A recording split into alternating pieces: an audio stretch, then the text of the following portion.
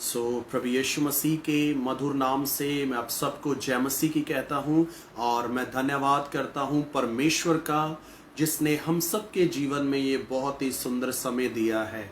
सारा आदर, सारा जलाल, सारी महिमा मैं प्रभु के नाम को देता हूं। और पिछले दिनों में हम परमेश्वर के वचन से, खुदा के कलाम से हम सीख रहे थे किस प्रकार परमेश्वर की हजूरी में जो लोग रहते हैं, जो खुदा की हजूरी को खोजते हैं, जो खुदा की हजूरी को ढूंढते हैं, किस प्रकार परमेश्वर उनको हर संकट से, हर दुख में, हर मुसीबत में, हर परेशानी में बचाता है। तो हमने सीखा था किस प्रकार दानियल को जब पता चला कि राजा के हस्ताक्षर हो चुके हैं, राजा की आज्ञा निकल चुकी है, और आज्ञा क्या थी कि कोई भी जन अपने परमेश्वर के सामने प्रार्थना नहीं करेगा, दुआ नहीं करेगा।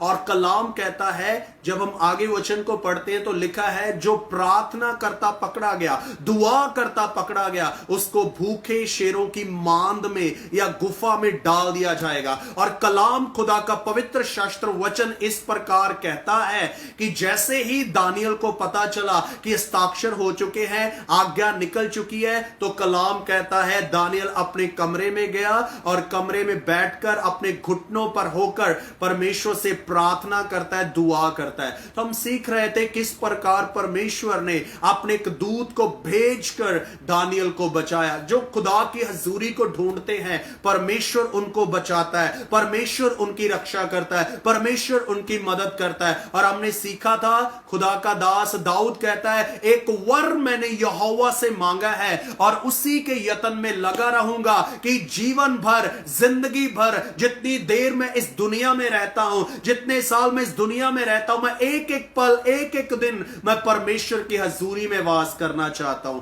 तो हम इन बातों को सीख रहे थे और आज हम परमेश्वर के वचन से सीखेंगे परमेश्वर के प्यार के बारे में, परमेश्वर के प्रेम के बारे में। तो आप सबके सामने मैं एक वचन को पढ़ना चाहता हूं जो पाया जाता है यूहन्ना रचित सुसमाचार उसका 3 अध्याय उसका 16 वचन। फिर से मैं रिपीट करना चाहता हूं, यूहन्ना रचित सुसमाचार उसका 3 अध्याय उसका 16 वचन हम पढ़ेंगे। मैं आप सबके सामने पढ़ना चाहता हूं और यहां पर लिखा है, क्योंकि परमेश्वर ने जगत से ऐसा प्रेम रखा कि उसने अपना इकलौता पुत्र दे दिया, ताकि जो कोई उस पर विश्वास करे वह नष्ट ना हो परंतु अनंत जीवन पाए। वो नष्ट ना हो परंतु अनंत जीवन पाए। तो आज हम परमेश्वर के प्यार, परमेश्वर के प्रेम के बारे में बात करेंगे। तो जब हम यूहन्ना रचित सुसमाचार उसका 3 अध्याय उसका 16 वचन पढ़ते हैं तो बाइबल बयान करती है, परमेश्वर पूरे जगत से, पूरे संसार से, पूरी दुनिया से परमेश्वर प्रेम करते हैं, पूरी मानव जाति से परमेश्वर प्रेम करते हैं। और वचन को जब हम आगे पढ़ते हैं, लिखा है, उन्होंने अपने प्यार का सबूत इस प्रकार दिया, लिखा है, उसने अपने इकलौते बेटे यीशु मसीह को इस संसार के लिए, इस दुनिया के लिए, मनुष्य जाति के लिए, मानव जाति के लिए दे दिया। ये परमेश्वर का प्रेम है। और लिखा है, ये सबूत है कि परमेश्वर ने अपने इकलौते बेटे, अपने प्रिय बेटे यीशु मसीह को इस संसार के लिए, मानव जाति के लिए, मनुष्य जाति के लिए दे दिया।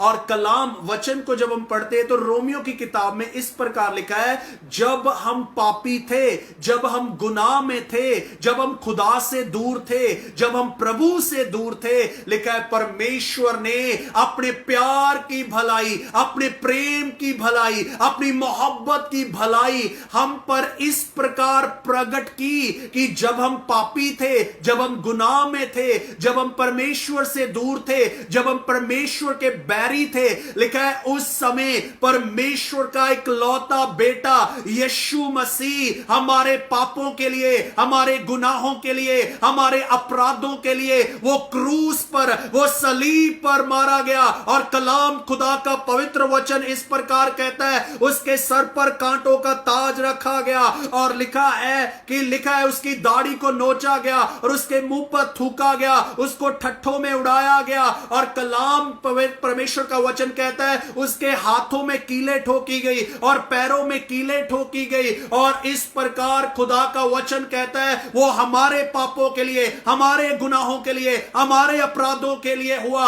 वचन कहता है ताकि हमारा टूटा रिश्ता खुदा के साथ जुड़ जाए, प्रभु के साथ जुड़ जाए। और वचन कहता है कि वो हमारे पापों के लिए, वो हमारे गुनाहों के लिए क्रूस पर मारा गया, कब्र में रखा गया और तीसरे दिन मुर्दों में से जी उठा। और साथ ही साथ बाइबल बयान करती है कि जो कोई उस पर विश्वास करेगा वो नष्ट नहीं होगा, वो बर्बाद नहीं होगा, बल्कि लिखा है वो अनंत जीवन पाएगा, वो सदा का जीवन पाएगा, वो अनंत काल का जीवन पाएगा, वो सदा का जीवन पाएगा जो परमेश्वर के पुत्र यीशु मसीह पर विश्वास करते हैं। अब विश्वास क्या करना है? खुदा के वचन को जब हम पढ़ते हैं, रोमियो की किताब उसका 10 अध्याय 9 वचन में इस प्रकार लिखा है, यदि हम अपने मुंह से इकरार करें और दिल से विश्वास करें। क्या विश्वास करें? कि यीशु मसीह परमेश्वर का इकलौता बेटा